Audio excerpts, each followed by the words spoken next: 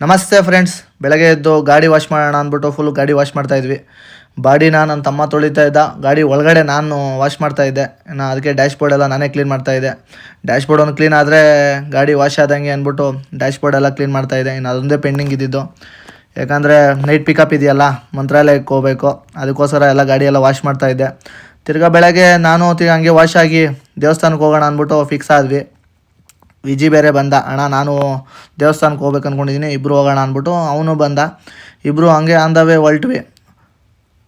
On the way ಹೋಗ್ತಾ ಹೋಗ್ತಾ ಅವನು ಅಂದ, ಅಣ್ಣ ಗಾಡಿಗೆ ಬೇರೆ ಯಾಕೋ ಪೆಟ್ರೋಲ್ ಇಲ್ಲ, ಪೆಟ್ರೋಲ್ ಹಾಕ್ಸೋಣ ಅಂದ. ಸರಿನಪ್ಪ ಹಾಕು ಬಂಕಲ್ಲಿ, ಅದಕ್ಕೂ ಒಂದು ಸ್ವಲ್ಪ 90 ಹಾಕ್ಸೋಣ ಅಂದ್ಬಿಟ್ಟು ಅದಕ್ಕೂ ಒಂದು 90 ಹಾಕ್ಸಿದ್ವಿ. 90 ಹಾಕ್ಸ್ಕೊಂಡು ಹಂಗೆ ಹೊಲ್ಟ್ವಿ. ಹಿರಂಡಳ್ಳಿ ಹತ್ರ ಬಾಸ್ ಬೇರೆ ನಿಂತಿದ್ರಲ್ಲ, ನಮ್ಮ ಬಾಸ್ಗೊಂದು ನಮಸ್ಕಾರ ಹಾಕ್ಕೊಂಡು, ಭಗವಂತ ಎಲ್ಲರಿಗೂ ಒಳ್ಳೇದು ಮಾಡಪ್ಪ, ಯಾರಿಗೂ ಏನೇ ತೊಂದರೆ ಇಲ್ದಂಗೆ ಕಾಪಾಡು ಅಂತೇಳಿ ಅವ್ರಿಗೂ ಒಂದು ಕೈಗೆ ನಮಸ್ಕಾರ ಹಾಕಿ ಹೊಲ್ಟ್ವಿ. ಹಂಗೆ ಹೊಸಕೋಟೆ ಎಂಟ್ರಿಯಲ್ಲಿ ಹೊಸ ಬ್ರಿಡ್ಜ್ದು ಎಂಟ್ರಿ ಇದೆಯಲ್ಲ, ಅದಕ್ಕೋಸ್ಕರ ಜಾಮ್ ಆಗಿತ್ತು. ಹಂಗೆ ಹೊಸಕೋಟೆ ಎಂಟ್ರಿ ಆದ್ವಿ.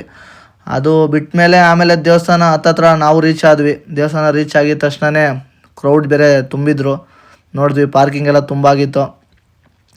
ಆಮೇಲೆ ಸ್ವಲ್ಪ ದರ್ಶನ ಲೇಟ್ ಆಗುತ್ತೆ ಅಂತ ನಮಗೂ ಅರ್ಥ ಆಯಿತು. ಆಮೇಲೆ ಹಂಗೆ ಗಾಡಿ ಪಾರ್ಕ್ ಮಾಡಿಬಿಟ್ಟು ಒಳಗಡೆ ಎಂಟ್ರಿ ಕೊಟ್ವಿ ನಾವು, ತಾಯಿ ದರ್ಶನ ಮಾಡೋಣ ಅಂದ್ಬಿಟ್ಟು. ಹಂಗೆ ತಾಯಿ ದರ್ಶನ ಆಯಿತು.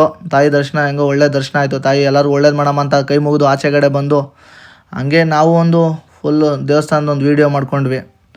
ಆಮೇಲೆ ಮತ್ತು ಹಂಗೆ ದೇವ್ರ ದರ್ಶನ ಎಲ್ಲ ಆಯಿತಲ್ಲ, ತಿರ್ಗಾ ಹೊಲ್ಡೋಣ ಮನೆ ಕಡೆ ಅಂದ್ಬಿಟ್ಟು, ತಿರ್ಗಾ ನೈಟ್ ಬೇರೆ ಪಿಕಪ್ಗೆ ಹೋಗ್ಬೇಕಲ್ಲ, ರೆಸ್ಟ್ ಮಾಡಬೇಕು ಅಂತ ತಿರ್ಗಾ ಮನೆ ಕಡೆ ಹೊಲ್ಟ್ವಿ. ತಿರ್ಗಾ ಹತ್ತತ್ರ ಬರ್ತಾ ಓರೇನು ಅಪ್ ಟೌನ್ ನೋಡಿಕೊಂಡು ಹಂಗೆ ರಿಟರ್ನ್ ಆದ್ವಿ ಮನೆ ಕಡೆಗೆ. ಸರಿ ಫ್ರೆಂಡ್ಸ್, ಬಾಯ್, ಸಿಗೋಣ ನೆಕ್ಸ್ಟ್ ವೀಡಿಯೋದಲ್ಲಿ.